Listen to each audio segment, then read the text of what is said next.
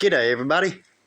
I want to talk about, it's kind of like a Bonnie and Clyde story, but not the same.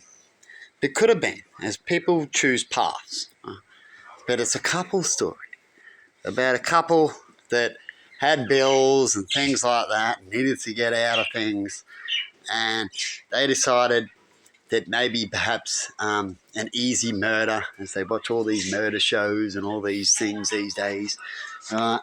And so this is not too hard to come up with.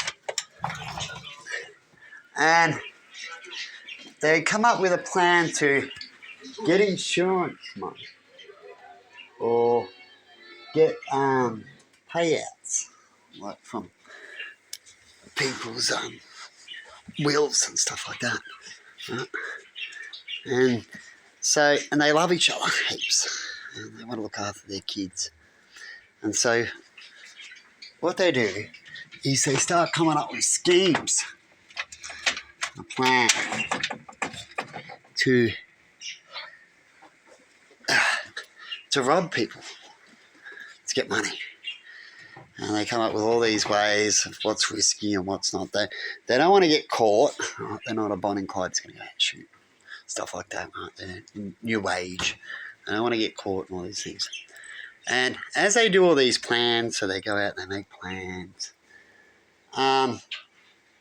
one of them changes their mind. So they don't want to be the Bonnie and Clyde. They love it. I don't love you that much. It's a little bit like the Meatloaf song, right? I can't do that. I'll do anything for love, but I can't do that. It's gone too far. I thought about it, and I just can't do it. Huh? Sometimes people who love people would even say, well, if you love me so much, and they're getting into that type of mind where people are now money and stuff like that. Could you take out loved ones? And perhaps maybe on the love scale, they're all 4, right? You love them in 10 the best, right? And 4, they're all roughly 4 or 5s. And your man, your partner, is the 10, right? The highest you can get, you're in love with them. But they want you to remove some of the other ones you love, right? How many could you remove before you go, no, I can't do that, right? When it comes to schemes of robbing them or getting rid of their lives for money, right? And so in the end, in the story, they decided to change, one of them decided to change their mind. And the other one's like, well, no, I did all this work, it's too far in it. I'm not changing my mind. And now you're gone so far and you're willing to do it. Now I can blackmail. The other one can blackmail, right? And that happens in this story. And they go, now you're going to have to, you won't do it, but I'll do it for you, but you're going to be around. You're going to watch. It's going to happen. You're not stopping. I'm not getting out of this plan. I like this plan. And once it happens, you'll be fine and we'll move on. I won't do it again. But it's going to go down. I'm not going to waste my time. I've come up with what I want to do, but you changed your mind. Why did you change your mind? All right? And the other one could say, I'll end up getting a heart. It's too risky. It's not worth it for me anymore. I love those people too much. You can't kill that many and all that kind of thing. So they changed their mind. And so the other one blackmails and you won't do it. So what it'll do is it'll go there to make sure that it still happens. And when it happens, he'll make sure that you're around. So if anything goes wrong, they can blackmail you, right? And you will still be in trouble and you will go down, right? And in the end, and when they end up going that far, and they get caught, they'll try to bail out of it because you're technically now the bad guy to them. And now they're going to use you, just like you were talking about points and how you can use people for money. Because once you start thinking like that, you can get out of line kind of thing.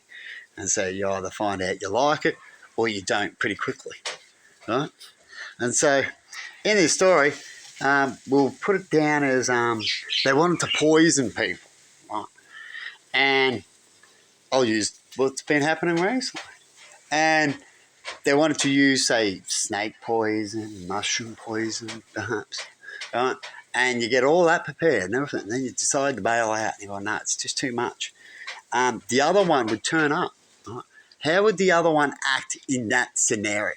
So they were going to put poison in there. Perhaps they couldn't get the actual mushrooms, solid mushrooms in the meal. They're going to do it that way, but they decided it wasn't going to happen. They put normal mushrooms in there, right? And they could even help with the alibi and stuff like that. And even think that the other one, it's not happening because the other person would be worried about, oh, they're going to think, they're going to stop it. They're going to do something. They're going to dob me in, right? And so how can I make sure that when they go to dob me in, it's too late for them, right? Sort of thing. What you do is you let them think that they're not having the mushroom, the poison in the meal, right? But you turn up, right? And you turn up and you go, no, I don't want the meal. You have a different meal. And then when no one's looking, or just as the meal was getting cooked, you introduced a powder form, a concentrated form of the same thing. Everything can be made up to a concentrated form. And you put it in. And if it's already meant to have a mushroom in it, you wouldn't notice the mushroom taste in a powdered, concentrated kind of form. Right? And no one would know it was, even the person that was going to be in on it, but not be in on it. Hey, what happens if that happened to you? With the person who's blackmailing you, get you in society today? Would the courts really listen? Would they look in far enough? How much time would they need to find out that story was true? And I just made a whole movie about it. And you could make a story like that. What kind of trial would you go through in those type of scenarios? Let me know in comments, people. And see you later.